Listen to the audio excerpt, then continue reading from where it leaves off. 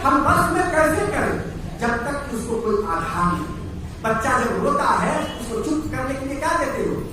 चटनी चटाने लगते हो। आप लोगों के जमाने में कोई, हम लोगों के जमाने में नहीं, लाल रंग का लकड़ी का चटनी रहता था, उसको बच्चे के हाथ में थमा देता था और वो उसको चाटने लगता, उसको उसका कुछ स्वाद नहीं मिलता।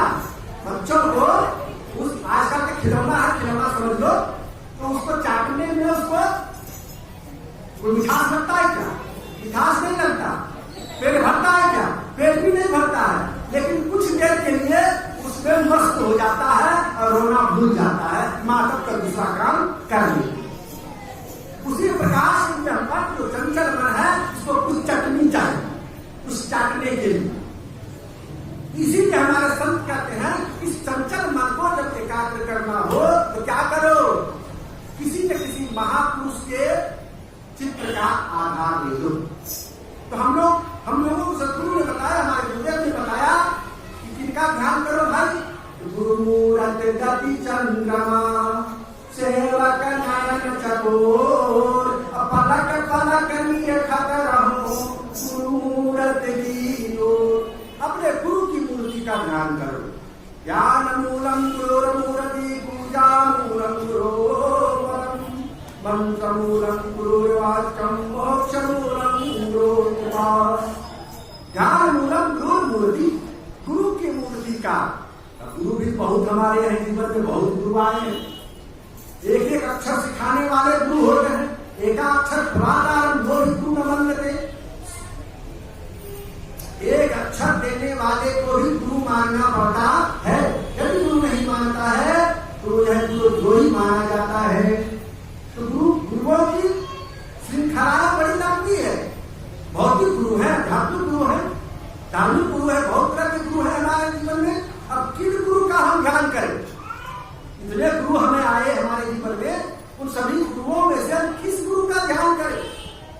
तो हमारे संतों ने बताया, हमारे साहब ने बताया कि भाई जो सदगुरु हैं उनका ध्यान करो। सदगुरु में सभी गुरु समाहित हो जाते हैं। सदगुरु में सभी गुरु समाहित हो जाते हैं। तो सदगुरु है कौन? सदगुरु केवल सदगुरु कबीर साहब और सभी गुरु हैं, धर्म गुरु हैं, जगत गुरु हैं, विश्व गुरु हैं, लेकिन सदगुरु तो केवल कबीर साहब।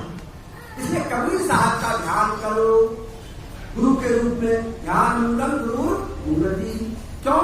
जो चंचल मन है तुम्हारा, जब गुरु मूर्ति को सामने लेकर के बैठोगे कबीर साहब का, और जो हमारे सदगुरु ने, जो हमारे गुरुदेव ने जिनसे हमें कंठी बंधवाया है, उन्होंने जो नाम दिया है, जो जाप दिया है, उस जाप को मन ही मन करेंगे।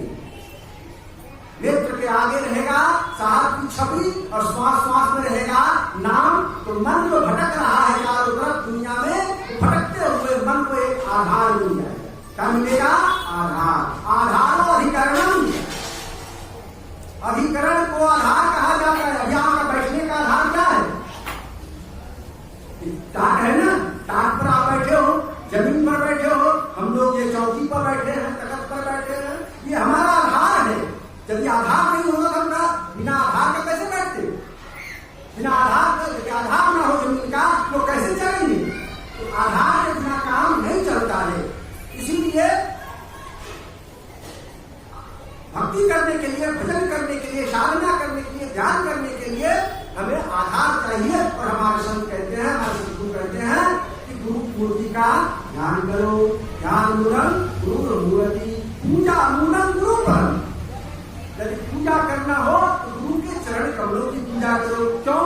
भाई बहुत देवी देवता है, बहुत देवी देवता है, किनकी पूजा करोगे? किस किस मंदिर में दौड़ते फिरोगे?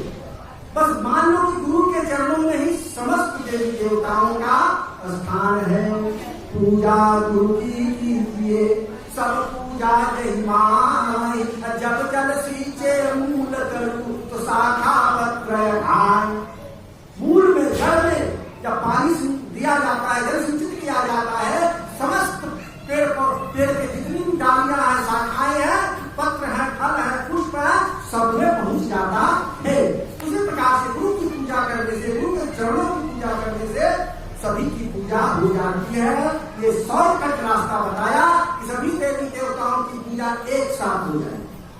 तो ध्यान पूर्वक गुरुमूर्ति पूजा पूर्वक मंत्र पूर्वक गुरुवाक्यम, गुरु ने जो वाक्य रूप में आपको मंत्र दिया है उस मंत्र का सुमिरन करो। और मोक्ष मूलम गुरु कृपा, गुरु की कृपा जिस दिन हो जाए उसी दिन मोक्ष की प्राप्ति हो जाएगी। तो गुरु कृपा कब बनेगी? जब आपकी भक्ति दृढ़ होगी। आपकी भक्ति जब दृढ़ होगी, पूर्ण समर्पित गुरु के चरणों में होगी, तभी जो है गुरु की कृपा बरसेगी। ऐसे गुरु की कृपा नहीं बरसेगी। गुरु की कृपा तो आपकी भक्ति की पुष्टता पर होगी, इसलिए समर्पण भक्ति। इसलिए हमारे ग्रंथ का आधार है बोध सागर। सत्संग का आधार जो है क्या है? बोध सागर। तो किसका बोध प्राप्त करना है? अपने आप का बोध करना है, अपने आप का बोध करना है, ज्ञान प्राप्त करना है। आत्मा वाले श्रोतव्य, मंतव्य, ध्यास्तव्य, मन ज्ञान प्राप्ति करने के लिए हमें जो है बोध प्राप्त करने के लिए आत्मा का बोध करना है। आत्मा वाले श्रोतव्य में है जो परम सत्य सनातन रूप में जो है आत्मा, उस आत्मा जिसे हम परमात्मा कहते हैं। हम तो परमात्मा के एक अंश हैं। तो इस प्रकार से हम परमात्मा का बोध